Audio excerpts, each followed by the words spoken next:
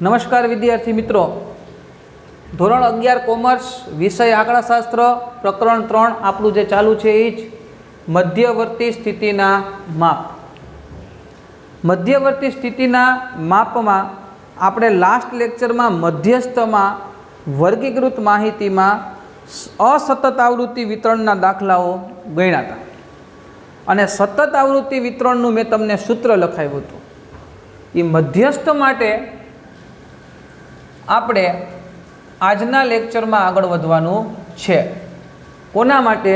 તો કે સતત આવૃત્તિ વિતરણ માટે। સતત આવૃત્તિ વિતરણનું મેં તમને સૂત્ર લખાવ્યું હતું, મધ્યસ્થ m બરાબર n ના છેદમાં 2 માં અવલોકનની કિંમત। એ આપણે સંચય આવૃત્તિ પાસે જઈએ એટલે સંચય આવૃત્તિ છે એ આપણને કોઈ પણ એક વર્ગ આપશે કે તમારી આ જે આવૃત્તિ છે એ આમાં સમાયેલી છે, જેને આપણે મધ્યસ્થ વર્ગ તરીકે ઓળખશું અને એના આધારે આપણે મોટું સૂત્ર બનાવશું। મધ્યસ્થ m બરાબર l પ્લસ n ના છેદમાં 2 માઇનસ cf છેદમાં f ગુણ્યા c। રેડી?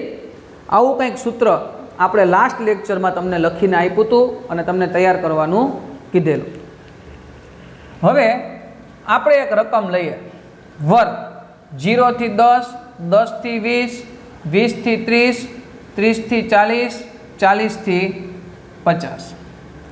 સંખ્યા આપણને f આપેલી હોય 6, 9, 12, 8 અને 25। આ આપણી આવૃત્તિ અને વર્ગ છે। આવી માહિતી આપણી પાસે હોય એટલે આમાં આપણને સતત આવૃત્તિ વિતરણ છે એવો ખ્યાલ આવી જાય, કારણ કે વર્ગ લંબાઈ છે। હવે અસતત આવૃત્તિ વિતરણ હોય કે સતત આવૃત્તિ વિતરણ હોય, મધ્યસ્થ ગોતવા માટે થઈને આપણે સૌથી પહેલી કોલમ સંચય આવૃત્તિ CF તો આપણે બનાવવી પડશે જ। જ્યાં ક્યાંય પણ ગણતરી આવે એટલે આપણા હાથમાં કેલ્ક્યુલેટર આવી જવું જોઈએ। ઓવર કોન્ફિડન્સમાં રહેવાનું નથી, કારણ કે અગાઉ પણ કહેલું છે એક જગ્યાએ ભૂલ એટલે આખા દાખલાનું પૂરું થઈ જાય। સંચય આવૃત્તિ CF ની કોલમ આપણે કેવી રીતે બનાવીએ છીએ? 6 ના 6 એમનેમ, 6 ને 9 15, 15 ને 12 27, 27 ને 8 33, 35, 35 ને 25 60। અહીંયા આનો છેવાડો જે છે એ કુલ આવૃત્તિની સંખ્યા n બરાબર 60 થાય। ચેક કરી લઈએ સરવાળા। 6 પ્લસ 9 પ્લસ 12 પ્લસ 8 પ્લસ 25 બરાબર 60। સંચય આવૃત્તિમાં 6 ના 6 એમનેમ, 6 ને 9 15, 15 ને 12 27, 27 ને 8 35, 35 ને 25 60। આવૃત્તિઓનો સરવાળો n બરાબર કેટલા આવ્યા? 60। સૌથી પહેલાં આપણે મધ્યસ્થનું નાનું સૂત્ર મૂકવાનું છે। મધ્યસ્થ m બરાબર n ના છેદમાં 2, n બરાબર 60 છે, 60 ના છેદમાં 2, 60 ભાગ્યા 2 કરો એટલે 30મું અવલોકન અથવા પૂરું વાક્ય લખીએ અવલોકન CF માં જોતા। 30મું અવલોકન છે એ આપણે CF માં સંચય આવૃત્તિમાં જોવાનું છે। તો 30 છે એ શેમાં સમાય એ આપણે ચેક કરી લઈએ। 6 માં સમાય તો કે ના, 15 માં સમાવેશ થાય તો કે ના, 27 માં સમાવેશ થાય તો કે ના, 35 માં સમાવેશ થાય તો કે હા। 30મું અવલોકન છે એ 35 માં સમાય એટલે આપણો મધ્યસ્થ વર્ગ છે એ 30 થી 40 થાય। આવી રીતે બોક્સ બનાવવાની આદત ખાસ રાખવી, જેથી કરીને ભૂલ થાય નહીં। તો હવે આપણે વિચારીએ તો આપણું સૂત્ર શું છે? તો કે m બરાબર l પ્લસ n ના છેદમાં 2 માઇનસ cf છેદમાં f ગુણ્યા c। હવે એક એક ચલની તારવણી કરવાની। એલ એટલે શું હતું? તો કે મધ્યસ્થ વર્ગની અધઃ સીમા।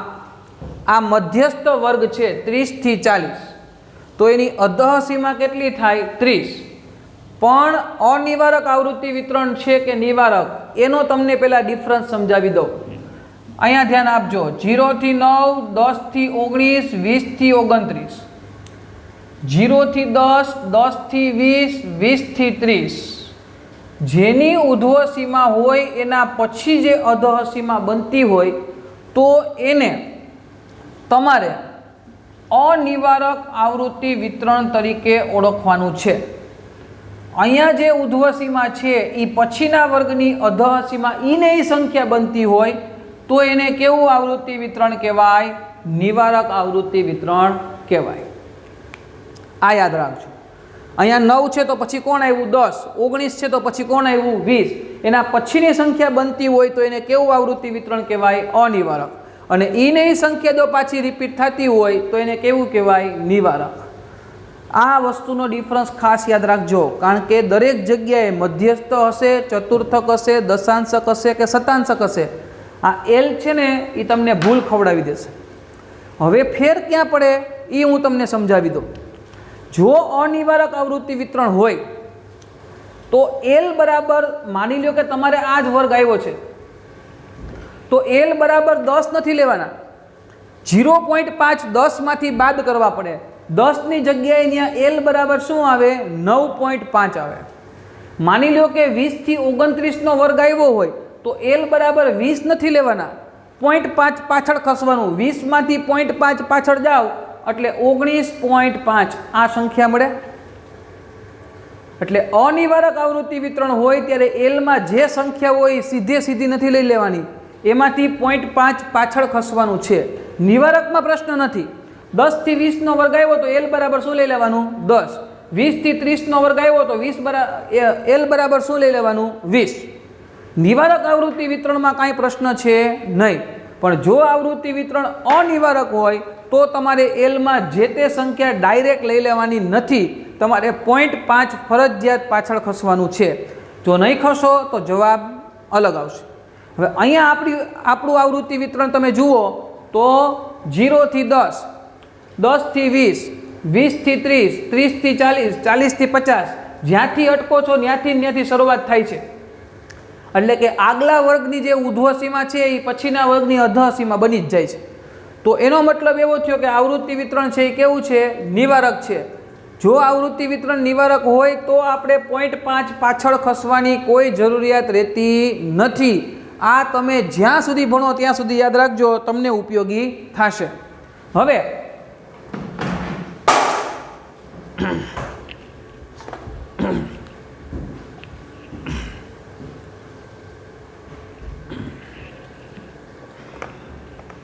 હવે આપણે વિચારીએ તો આપણા માટે એલ એટલે મધ્યસ્થ વર્ગની અધઃ સીમા કેટલી થાય છે?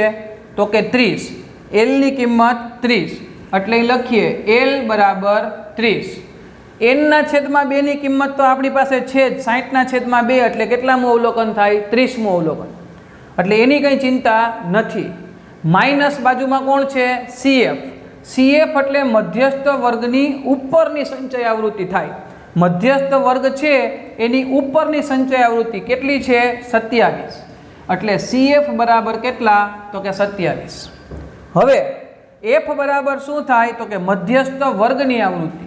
એટલે જે મધ્યસ્થ વર્ગ છે એની આવૃત્તિ કેટલી છે? 8. એટલે એફ બરાબર કેટલા થાય? 8. અને સી બરાબર વર્ગ લંબાઈ છે એ કેટલી થાય? તો કે 10. હવે આપણે જો વિચારીએ તો શું થાય? તો કે સૂત્રમાં કિંમત મૂકીએ. એલ બરાબર અધઃ સીમા કેટલી? તો કે 30. એનના છેદમાં 2, એન બરાબર તો 60 છે, 60ના છેદમાં 2 માઇનસ સીએફ ઉપરની સંચય આવૃત્તિ કેટલી? 27. એફ સામેની આવૃત્તિ કેટલી? 8. વર્ગ લંબાઈ સી બરાબર કેટલા છે? તો કે 10. હવે 30 પ્લસ 60 ભાગ્યા 2 એટલે કેટલા મળે? 30. માઇનસ 27 છેદમાં 8 ગુણ્યા 10. હવે 30 પ્લસ 30માંથી 27 જાય તો 3 ગુણ્યા 10 છેદમાં 8. 10 3 30, 30 ભાગ્યા કેટલા કરવા છે? 8. એટલે 30 ભાગ્યા 8 એટલે 3.8. 75। હવે 30 પ્લસ 3.75 એટલે આપણો મધ્યસ્થ આવે 33.75। આ આપણો જવાબ થાય। એકદમ સહેલું છે। સૌથી પહેલાં તો કોલમ બને સંચય આવૃત્તિ એટલે કે CFની કોલમ બને। ટૂંકું સૂત્ર n/2 એટલે આપણે 30મું અવલોકન આવ્યું એ શેમાં સમાય 35માં। L બરાબર મધ્યસ્થ વર્ગની અધઃસીમા 30, CF એટલે મધ્યસ્થ વર્ગની ઉપરની સંચય આવૃત્તિ એટલે CF એટલે 27, F એટલે સામેની આવૃત્તિ કેટલી 8 અને C એટલે જે વર્ગ લંબાઈ હોય એ વર્ગ લંબાઈ C આપણા માટે કિંમત બનતી જાય। રેડી? તો આ તમારા માટે સતત આવૃત્તિ વિતરણમાં મધ્યસ્થ કેમ મેળવવો એ મેથડ છે। આ સાદુરૂપ આપવામાં ખાસ ધ્યાન રાખવાનું, ગુણાકાર ભાગાકારમાં ભૂલ થાય તો પછી આપણો દાખલો કમ્પ્લીટ થઈ શકે નહીં। બરાબર? 1 મિનિટ જોઈ લ્યો પછી આપણે આગળ વધીએ।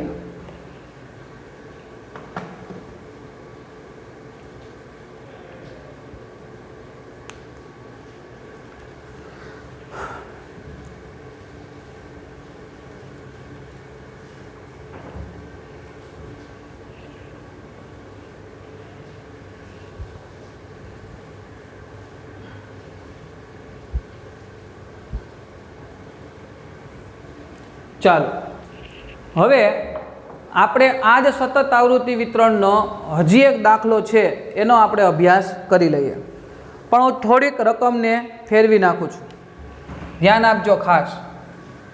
વર્ગ 0 થી 19, 20 થી 39, 40 થી 59, 60 થી 79, 80 થી 99। આવૃત્તિ F 3, 7, 8, 12 અને 10। રકમમાં તમને થોડો ઘણો કોઈ જાતનો ફેરફાર દેખાય છે? તમારા મગજથી વિચારો। વર્ગમાં જુઓ 0 થી 19 પછી શું આવે છે 20 થી 39 એટલે ઉધ્વ સીમા છે ઈને અહીં નથી આવતું, એના પછીની સંખ્યા આવે છે, તો આને અનિવારક આવૃત્તિ વિતરણ કહેવાય। તો જો અનિવારક આવૃત્તિ વિતરણ હોય તો આપણે 0.5 પાછળ ખસવું પડશે। ક્યાં? જ્યાં આપણે L લેવા જાશું ત્યાં, પણ એ તો પછીની વાત છે। સૌથી પહેલાં તો આપણે સંચય આવૃત્તિની કોલમ છે એ આપણે કમ્પલસરી બનાવવી પડશે। સંચય આવૃત્તિ એટલે CFની કોલમ બનાવીએ। 3 ના 3 એમનેમ, 3 ને 7 10, 10 ને 8 18, 18 ને 12 30, 30 ને 10 40। એટલે આપણા માટે n કિંમત છે એ કેટલી થશે 40। 7 ને 3 10 ને 8 18 ને 12 30 ને 10 40। મધ્યસ્થ m બરાબર n/2 40/2 એટલે 20મું અવલોકન CFમાં જોતા 20મું અવલોકન છે એ CFમાં સંચય આવૃત્તિમાં આપણે જોવાનું છે। ચેક કરીએ 20 છે એ 3માં સમાય તો કે નહીં, 10માં સમાય તો કે નહીં, 18માં સમાય તો કે નહીં, 30માં સમાય તો કે હા। 20નો સમાવેશ છે એ શેમાં થઈ જાય 30માં થઈ જાય। એટલે આ આપણો મધ્યસ્થ વર્ગ થયો। હવે સૌથી પહેલાં તો L મધ્યસ્થ વર્ગની અધઃસીમા જુઓ 19 પછી 20, 39 પછી 40, 59 પછી 60, 79 પછી 80 એના પછીની સંખ્યા આવે છે। એટલે અનિવારક આવૃત્તિ વિતરણ છે એટલે L બરાબર 60/60 પૂરા લેવાના નથી। L છે એ 0.5 પાછળ જવાનું છે એટલે 60 માઇનસ 0.5 કરશો કેલ્ક્યુલેટર ઉપર એટલે 59.5 તમને મળશે। આવું ક્યારે કરવું પડે છે કે જ્યારે અનિવારક આવૃત્તિ વિતરણ હોય ત્યારે। તમે બે રકમની કમ્પેરિઝન કરજો અને મેં શીખડાવેલો નિયમ છે એને અમલમાં મૂકજો એટલે તમને ખ્યાલ આવી જશે. CF એટલે ઉપરની સંચય આવૃત્તિ 18, F એટલે સામેની આવૃત્તિ 12 અને C એટલે વર્ગ લંબાઈ છે એ કેટલાની છે? 20ની વર્ગ લંબાઈ છે. હવે કાંઈ કરવાનું નથી. સૂત્રમાં કિંમત L plus N/2 minus CF/F ગુણ્યા C.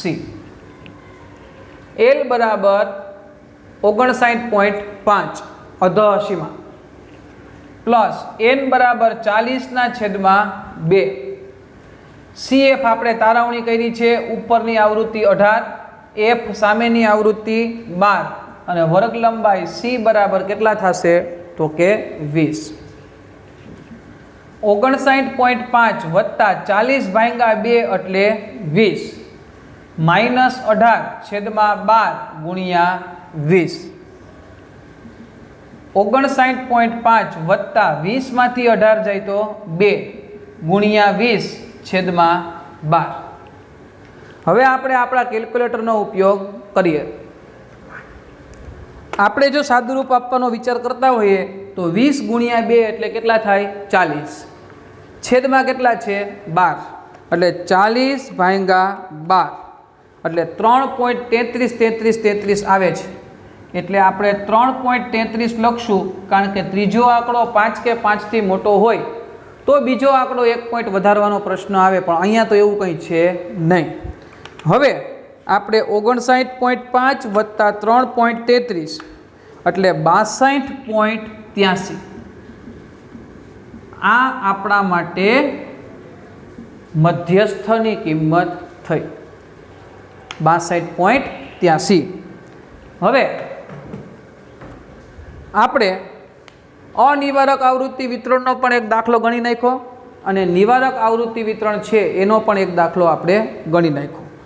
અનિવારક આવૃત્તિ વિતરણ હોય ત્યારે L લેવામાં ક્યાં ફેર થાય? તો કે જે અધઃસીમા આવે એના કરતાં આપણે 0.5 છે એ પાછળ ખસવું પડે છે.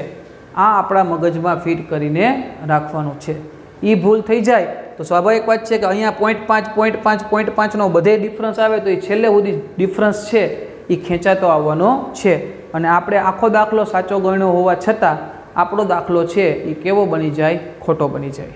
એટલે આ નિવારક અને અનિવારક એવું નહીં કે મધ્યસ્થમાં આગળ ચતુર્થક, દશાંશક, શતાંશક આવશે તો એમાં, આગળ બહુલક આવશે તો એમાં, દરેક જગ્યાએ આ L જે છે અનિવારક અને નિવારકનો આવૃત્તિ વિતરણનો ડિફરન્સ એ તમને ખાસ ખ્યાલ રાખવાનો રહેશે. એટલે આ હતું આપણું સતત આવૃત્તિ વિતરણમાં મધ્યસ્થ કેમ મેળવવો એ આપણે શીખી ગયા છીએ. હવે જેમ તમને અગાઉ પણ આપણે હોમવર્કમાં દાખલાઓ આપેલા છે એમ તમને આજે પણ હોમવર્કમાં દાખલાઓ 2 આપીએ છીએ, બરાબર.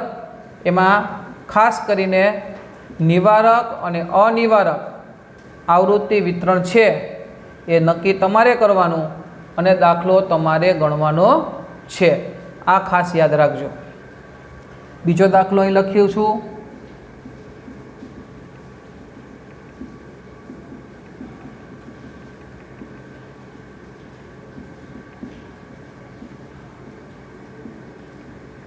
રેડી?